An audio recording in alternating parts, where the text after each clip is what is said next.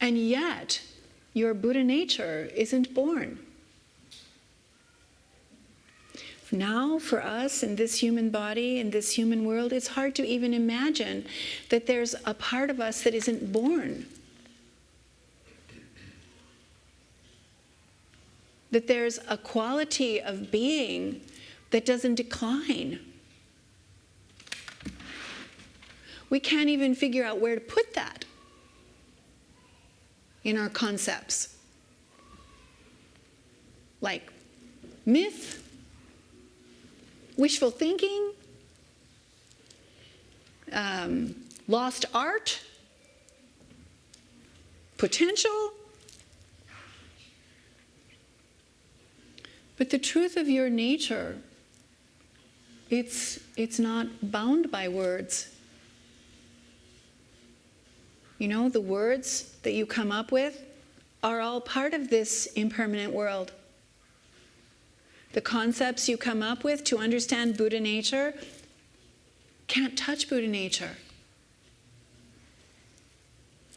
Buddha nature can't be said. And the Buddha himself, he said, though I would think to say, there are no words for what is absolutely true. Ice cannot relate to the water. Tricky. Because ice puts everything in ice terms. Puts everything in hard, cold, terms.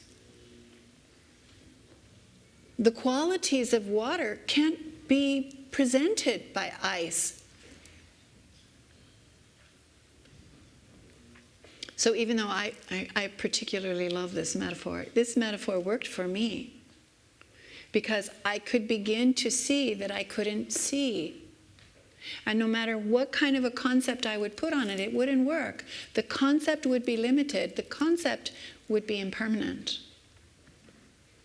But the truth of Buddha nature, even the idea that we put Buddha nature is, he said very early on in the translation, even the idea of is doesn't apply to Buddha nature. If something is, then it can be isn't. And Buddha nature can never be isn't.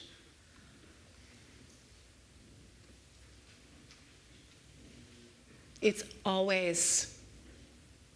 And even always we get like a crazy thing going on with always. And we think, oh great, Buddha nature is not impermanent. That's cool. That must mean it's forever. Another concept. And we begin to see the problem of the ice. The problem of the ice is always trying to create a concept. One of the problems of the ice is that it makes concepts. Ice produces more ice. So what about the water then? I mean, what are we going to do here? What's a poor little ice cube to do? The only thing the ice can do is put itself in a bowl of warm water.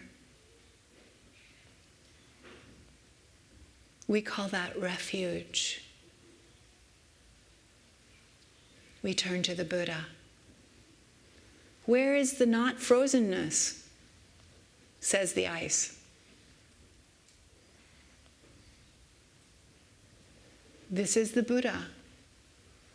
How do you get not frozen? This is the Dharma. All those people that are turning to the Buddha and applying the teachings to their own mind, these are the Sangha, the group of like-minded ones, the lovers of virtue. Because you have to begin to understand what makes frozen. That's the whole trick here. What makes frozen? It's not what makes water. You can't make the water. But something is making the frozen. And in order for you to understand that, you have to listen to the teachings. Because you can. You are a human being. You are a special kind of a frozen. You're the kind of frozen with enough intellect and understanding to be presented with the teachings. You can begin to comprehend, oh my goodness, I'm frozen. This is a frozen thing. But the nature beyond the concepts of your mind is water. Fluid, liquid, reflective, pervasive, of every particle of ice, without exception. So we turn to the unfrozen, the Buddha. We listen to what the Buddha taught, how to become unfrozen, the Dharma. And we learn. Instead of just exercising more ice, making more ice, we begin to refuse to make more ice. And the Buddha said, do no non-virtue whatsoever. What makes you frozen is harmful actions of body, speech, and mind. Hurting and harming other people make you more frozen. Hurting and harming anything makes you more frozen. Doing non-virtue, instead cultivating virtuous qualities. This helps you to thaw.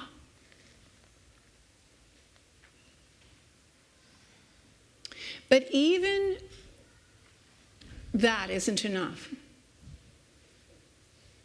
Because sooner or later, non-virtuous thoughts and habits will come again, and sooner or later you'll be frozen again. It's like, the only thing that actually prevents you from experiencing the not knowing of the true nature of your mind is to know the true nature of your mind beyond concepts.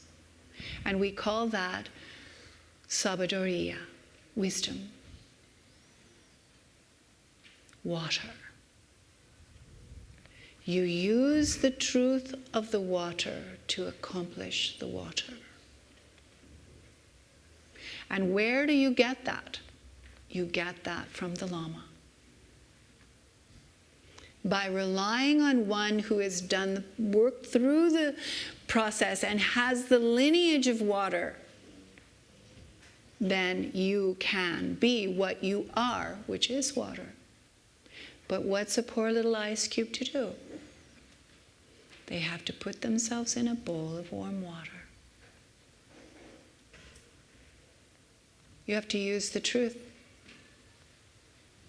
of your Buddha nature to experience your Buddha nature.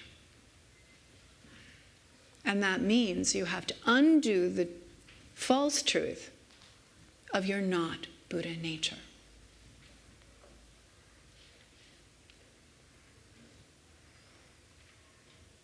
Because you can never, ever not be Buddha.